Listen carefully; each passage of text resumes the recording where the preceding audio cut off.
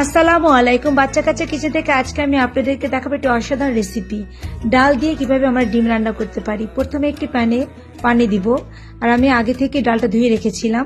পানির ভিতরে দিয়ে একটু নেড়ে চেড়ে নিচ্ছি। হলুদ গুঁড়ো, পেঁয়াজ কুচি, রসুন কুচি, স্বাদ মতো লবণ দিয়ে একটু নেড়ে চেড়ে সেদ্ধ হবার জন্য আমি ঢেকে দেব। আবার একটু নেড়ে চেড়ে দিচ্ছি।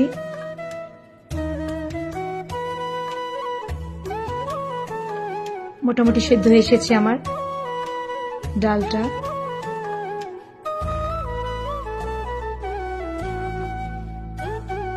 এবার একটি পাত্রে দুটো ডিম নিয়ে পেঁয়াজ কুচি, কাঁচামরিচ কুচি,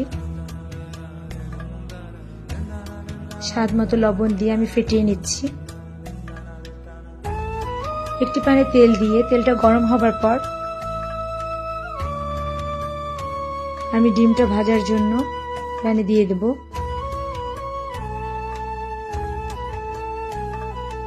আমি ডিমটাকে রোলিং করে ভাজবো,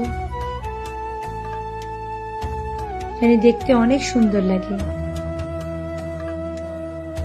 আমি ডিমটাকে পিস পিস করে নিচ্ছি।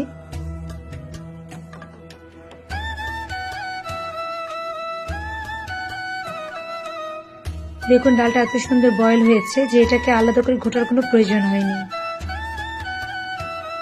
এবার আমি ডিমগুলো ডালের ভিতরে দিয়ে দিচ্ছি।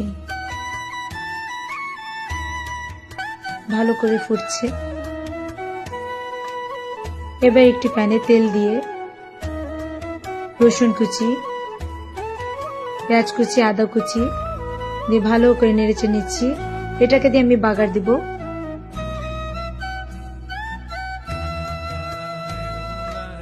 শুকনো মরিচ দিয়ে আবার ভালো করে নেড়েচেড়ে নিচ্ছি।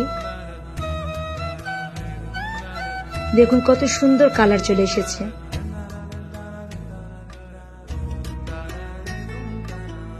এবার আমি বাগারটা দিয়ে দিচ্ছি। এটা খেতে অসাধারণ। কম বেশি সবার বাসায় ডাল রান্না হয়, আমি আশা করি এটা সবাই একবার ট্রাই করবেন। এবার টমেটো দিয়ে দিলাম। এবার আমার হয়ে এসেছে। এবার দিলাম ধনেপাতা। অসাধারণ কম্বিনেশন এবং টেস্ট অসাধারণ। দেখুন কত সুন্দর এবং কত ইজি হয়ে গেল আমার ডাল দিয়ে ডিম।